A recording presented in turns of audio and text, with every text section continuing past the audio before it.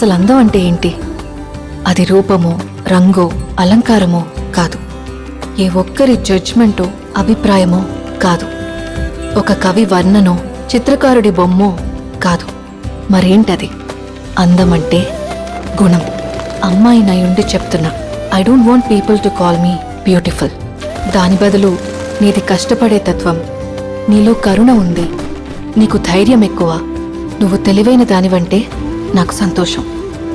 Address us by our qualities. MS Subbulakshmi అంటే భక్తి, అందం కాదు. మదర్ తెరెసా అంటే కరుణ, అందం కాదు. ఐన్ ర్యాండ్ అంటే తత్వం, అందం కాదు. సరస్వతి అంటే విద్య, దుర్గా అంటే ధైర్యం, గౌరీ అంటే తపస్సు, లక్ష్మి అంటే శుభం. ఇలా ఏ దేవతనైనా ఆమె క్వాలిటీస్ కోసమే పూజిస్తారు, ఆమె అందం కోసం కాదు. నీ గుణాలే నీ సంతకమవుతాయి, నీ అందం కాదు.